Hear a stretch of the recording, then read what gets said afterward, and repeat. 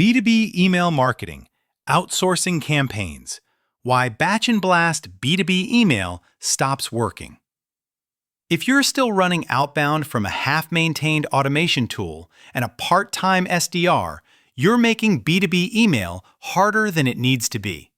The channel still performs, but the margin for error is gone, especially in cold outreach, where filters, fatigue, and relevance expectations are higher than ever. The teams winning today treat email like a revenue system, not a copywriting project.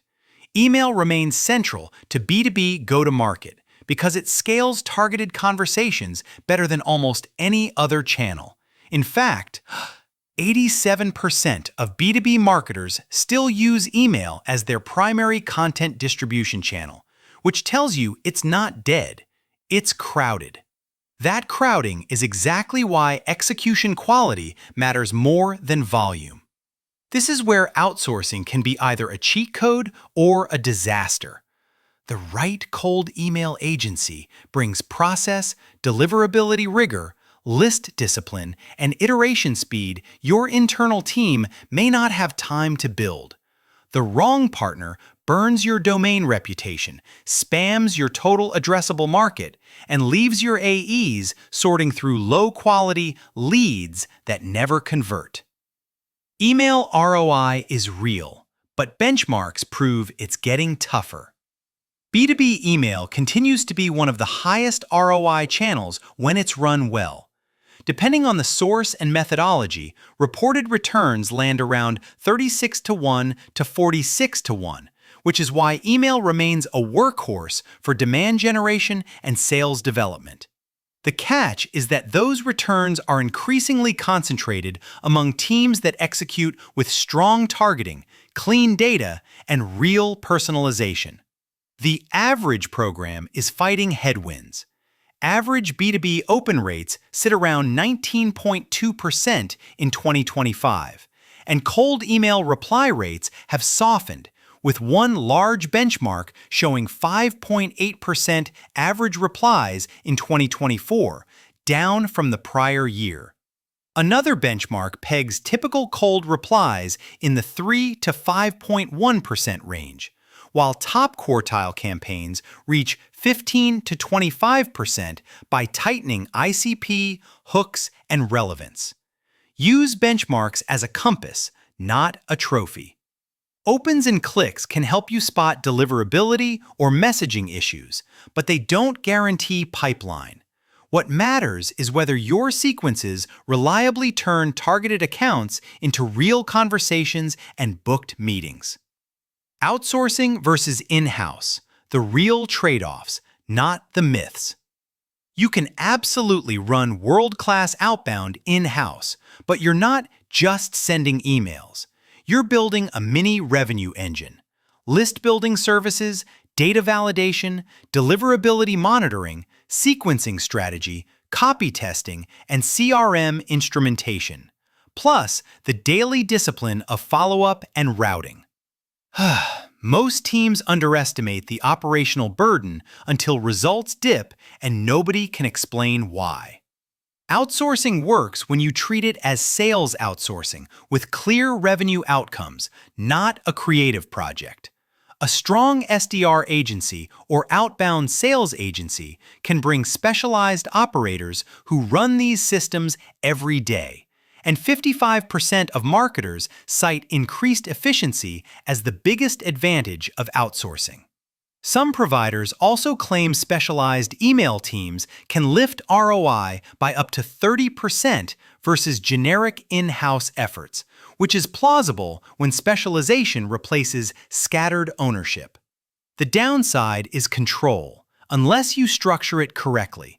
If your partner operates like a black box, you'll get vanity dashboards and inconsistent lead quality, and your AEs will lose trust fast. The goal is a tight collaboration where your team owns positioning and qualification rules, and the outsourced sales team executes with transparency and continuous feedback. Start with ICP and offer, not templates. The most common outsourcing failure is simple: handing an agency a fuzzy target and a vague pitch, then hoping better copy fixes it. If you don't define your ICP, buying committee, triggers, and proof points, your partner will default to generic messaging, and generic messaging gets generic replies. That's how you end up with low reply rates, unqualified meetings, and AEs who stop taking SDR handoffs seriously. Before you brief any cold email agency, lock a clear messaging foundation. Document who you're targeting, firmographics, roles, tech stack, geography, why they buy, pain, timing signals, initiatives, and what you're offering, audit, benchmark, teardown, pilot, or a clear next step that matches your price point. Then make sure your partner can translate that into short, persona-specific sequences that sound like your brand, not like a vendor's template library. Also set guardrails that prevent cheap volume behavior. High-volume sending is the fastest way to burn domains and waste your total addressable market, especially in markets where decision-makers are already saturated. A smaller, higher-intent list with disciplined qualification beats bargain outreach every time, and it keeps your outbound program sustainable. If your emails aren't landing in the inbox, you don't have a messaging problem yet. You have a revenue problem. Deliverability and compliance. Treat it like brand protection. Deliverability is not a nice-to-have, and it's not something you want to discover after performance drops. Any partner you hire should own the full system: dedicated sending domains, SPF, DKIM, DMARC authentication, warm-up plans, list hygiene, and ongoing monitoring. When teams skip this, they often misdiagnose deliverability as a copy problem and keep iterating messages that never reach the inbox. List quality is the other half of deliverability. Even if average open rates hover around 19.2%, segmented and targeted campaigns can outperform generic sends, and segmentation has been associated with up to a 14% lift versus non-segmented approaches. Your partner should be verifying contacts, suppressing bounces quickly, and avoiding spray and pray lists that inflate volume while degrading your sender reputation. Compliance is non-negotiable when you outsource. Your contract and process should clearly define opt-out handling, suppression logic, data sourcing, and how GDPR, CAN-SPAM, CASL requirements are met. A reputable sales development agency will document these workflows and make them auditable so you're not inheriting hidden risk along with more leads. Hold agencies accountable to meetings and pipeline, not vanity metrics. Opens and clicks are easy to game, and they can mislead you, especially as privacy features distort tracking. What you actually need is a revenue scorecard that connects activity to outcomes, qualified replies, meetings booked with ICP accounts, show rate, opportunities created, and revenue influence.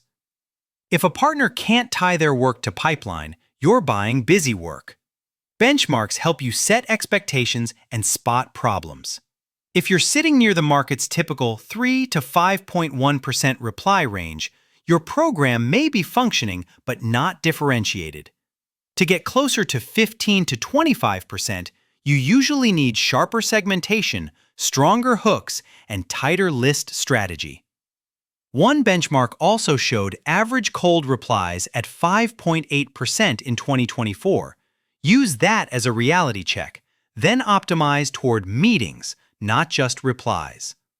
Most importantly, insist on feedback loops with your AEs. The fastest optimization path is weekly.